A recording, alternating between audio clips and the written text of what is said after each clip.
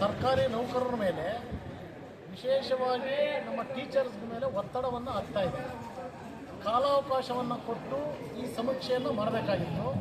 ಆದರೆ ಅಲ್ಪ ಕಾಲದಲ್ಲಿ ಇಷ್ಟೊಂದು ಸಮೀಕ್ಷೆಯನ್ನು ಮಾಡಬೇಕು ಅಂತಕ್ಕಂಥ ಒತ್ತಡ ಹಾಕೋದ್ರ ಮುಖಾಂತರ ಇವತ್ತು ಮಾನಸಿಕವಾಗಿ ನಮ್ಮ ಎಲ್ಲ ಶಿಕ್ಷಕರು ಕುಗ್ಗೋಗ್ತಕ್ಕಂಥ ಕೆಲಸವನ್ನು ಸರ್ಕಾರ ಮಾಡಿಸ್ತಾ ಇದೆ.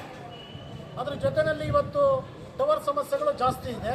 ಆ ಟವರ್ ಸಮಸ್ಯೆ ಇಲ್ಲ ಅಂತಂದರೆ ಟಾರ್ಗೆಟ್ ಕೊಟ್ಟಿರ್ತಾರೆ, ಒಂದು 300 ಮನೆಗಳನ್ನ ಮಾಡಬೇಕು ಅಂತಕ್ಕಂಥದ್ದು. ಯಾವ ರೀತಿ ಮಾಡೋದಕ್ಕೆ ಸಾಧ್ಯ? ಇಂಥ ಸಂದರ್ಭದಲ್ಲಿ ಈ ಬೀದಿ ನಾಯಿಗಳು ಅರ್ಜೆಂಟ್ ಹೋಗ್ತಕ್ಕ ಸಂದರ್ಭದಲ್ಲಿ ಕೆಲವು ಕಡೆ ಮಲೆನಾಡು ಭಾಗದಲ್ಲಿ ಆನೆಗಳ ಕಾಟ ಇದೆ, ಆ ಕಡೆ ನಮ್ಮ ಜಾವಗಲ್ ಭಾಗದಲ್ಲಿ ಚಿರತೆಗಳ ಕಾಟ ಇದೆ.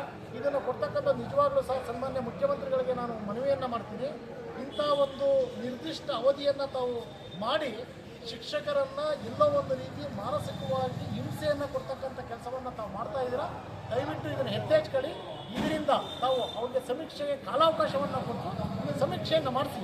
ಆದರೆ ಯಾವ ರೀತಿ ಸಮೀಕ್ಷೆ ಆಗಬೇಕು ಅಂತಕ್ಕಂಥದ್ದು ನಿನ್ನೆ ಮೊನ್ನೆ ಎಲ್ಲ ತಾವು ನೋಡಿದ್ದೀರಾ. ಅಪಸ್ವರ ಈಗಾಗಲೇ ಎದ್ದಿದೆ.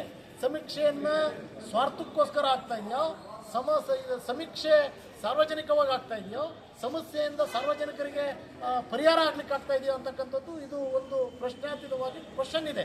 ಅಂಥ ಸಂದರ್ಭದಲ್ಲಿ ಈ ರೀತಿ ಮಾಡ್ತಕ್ಕಂಥದ್ದು ನಿಜವಾಗ್ಲೂ ಸಹ ಇದೊಂದು ದೊಡ್ಡ ಒಂದು ದೂರದೃಷ್ಟಿಯಿಂದ ನೋಡಿದ್ರೆ ಇದು ಹಿಂಸೆಯನ್ನು ಕೊಡ್ತಕ್ಕಂಥ ಕೆಲಸ ಅಂತಕ್ಕಂಥದ್ದನ್ನು ಈ ಸಂದರ್ಭದಲ್ಲಿ ನಾವು ಹೇಳ್ಬೇಕು.